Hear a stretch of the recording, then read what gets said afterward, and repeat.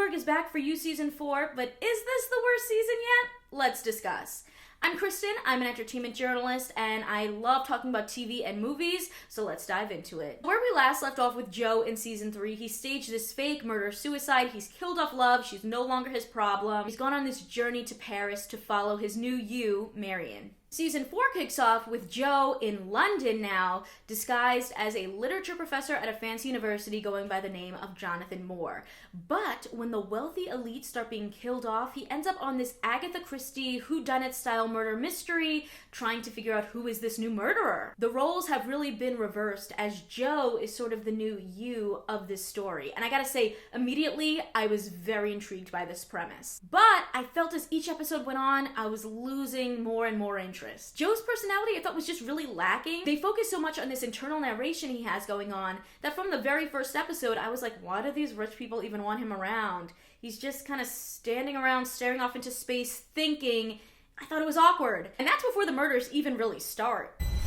Where did you go? Then Joe starts being blackmailed by this mysterious Eat the Rich killer. And honestly, I kind of started wondering even more, like, why is Joe even here? It just wasn't adding up. Like, he has this obsessive desire to love, to protect, but why these people? Like, I get he's being blackmailed, but also he's Joe Goldberg. I just feel like Joe always gets away with everything, so I wasn't really too concerned. And I thought the other characters that we were introduced to this season were just boring. I didn't care about them. There was no depth. There was no standouts.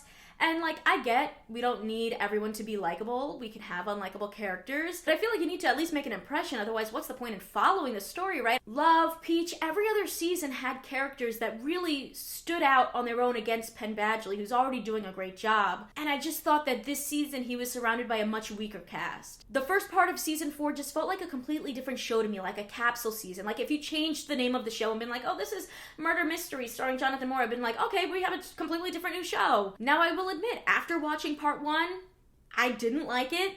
I was not very excited to continue on. I didn't really want to, but another critic friend of mine was like, just keep going, just keep going. And so I did, and I'm glad I did because part 2 is what I was waiting for. So we learned at the end of part 1 that Reese Montreux, this relatable politician who's running for the mayor of London, is the Eat the Rich killer. He's the one blackmailing Joe. Or so it seems. Everything really starts coming together around episodes 7 and 8. As Joe finally steps up to take down Reese, we meet another Reese. And I was a bit confused at that point. I will say, I was like, did Joe just kill Reese's twin brother? What's happening? But nope, it turns out that Joe has not been telling both us, the viewers, and even himself, the full story. We all have something bad in us. It turns out he was this unreliable narrator. He'd never met Reese before. And if you look back at part 1, all the times that Joe was talking to Reese, he's actually just off to the side talking to himself. Nobody else ever is a part of their conversations. And that just kind of brings me back to what I said about part 1, which is, why do these rich people want him around if this man is literally off to the corner muttering alone to himself? Doesn't make sense. Seems like a big red flag. Why are you here? But that's besides the point. It turns out that Joe has read Reese's memoir and really connected to him. They've never met, they've never spoken, and instead Joe sort of uses him as this conduit to represent the darker side of himself. A sort of split personality, if you will. So this is all going on in Joe's head. Every time we see Reese, that's just Joe seeing something that's in his own head. Which makes a ton of sense because as we've seen over the last 3 seasons, Joe has never really embraced that darker side of himself. He's always kind of made up excuses for it. No, you don't get to tell me who I am. I am not some cold-blooded psycho.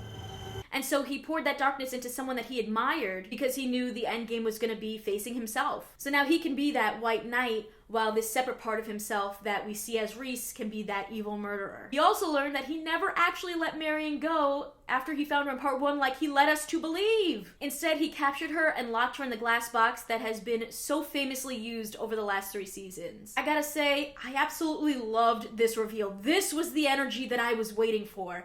It just is unfortunate that it took up to episode 7 or 8 to really get in there. And it's kind of cool that despite the fact that part 1 had seemed so unconnected, that there's these little breadcrumbs that they were dropping for us to look back on that make much more sense after watching the entire season 4. Now, part 2 really takes the story to the next level. We get this great storyline around Marianne, and it's so interesting to see that Joe has essentially made himself both the hero and the villain for her story in a sense, based off of his own delusions and privilege. I just thought that was really twisted. While it seemed at first that she had lost everything from her daughter to even her own life, I love the big reveal here that she and Nadia worked together to manage to outsmart Joe. It definitely gave me some Romeo and Juliet vibes, but thankfully she makes it out. We also got great cameos from Beck, from Love, which was so fun, and I was not expecting it. Like, I just really didn't think it was gonna happen.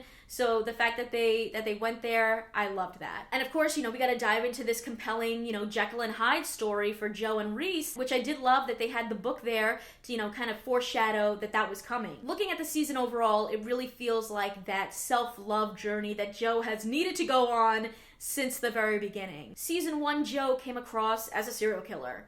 When we got into season 2, I was getting more like anti-hero Joe vibes. He's doing the wrong thing, but for what he thinks are the right reasons. When we get into season 3, they could have gone this really epic, like, Chucky and Tiffany vibe for Joe and Love. But unfortunately, Joe is seeing himself as this white knight and Love as this evil woman, even though they were pretty much doing the same thing. Now in this 4th season, Joe must truly come face to face with his darker side, and the way that he did that was by separating them in his mind, to the point that he didn't even consciously know what he was doing. He's the one blackmailing himself. He's the eat the rich killer. He's the one that's kidnapped Marianne. He was behind it all, but he did this in a way that allowed himself to be Joe, this white knight, but also Reese, this darker figure. And that's like the crux of Joe, right? There's a part of himself that wants to be loved, and there's a dark part of himself that already loves all of him. And it's like, you just need to embrace yourself, man. Every time he thinks he's finally found love, it's never enough because he's not complete. No amount of loving or supporting or killing seems to be working. And he makes this decision. He's either gonna continue what he's doing or he's gotta break the cycle. There's a scene where he tries to unalive himself. It doesn't work. He ends up surviving. And I think in that moment is when he finally, comes clean about everything to Kate and sees that she embraces him for who she is. She accepts everything that he says, and finally then comes to accept himself. The two of them are both capable of terrible things, but also maybe they can work together to keep themselves accountable to be good, or do those terrible things for the greater good, and use this darker side of himself as a tool. And now that Kate's on his side, he truly has unlimited resources. He's even able to reclaim his original identity, clear his name, and he comes home with this new, simple story. Joe Goldberg, survivor of abuse, he has a bookstore, he's just working to do good with his new partner, Kate. Like, it's so twisted because, he really doesn't deserve it. He should be in jail. He's done all these terrible things, and now he's got this unlimited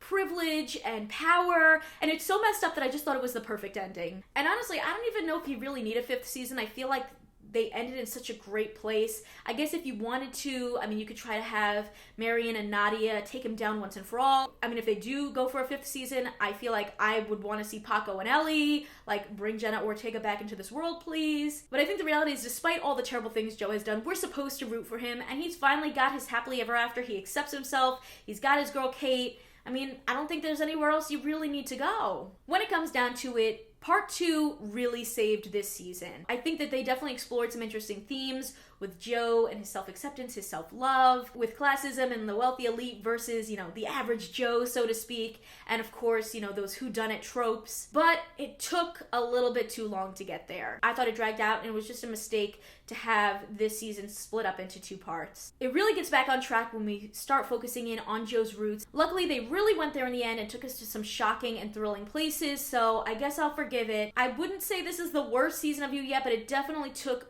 too long to get into all of the chaos. I get a setup, but, do we really need 8 episodes of setup when there are only 10 episodes in the season? I don't know. I don't think so. I would love to hear your thoughts on You Season 4. What'd you think of it as a whole? What'd you think of Part 1 versus Part 2? I would love to hear your thoughts on You Season 4. What'd you think of it as a whole? What'd you think of Part 1 versus Part 2? Consider subscribing if you like my videos, and if you want to talk more TV and movies with me outside of the comments section, check out my Patreon at patreon.com/kmaldo. If you like this one, you can check out more of my videos right over here. See ya!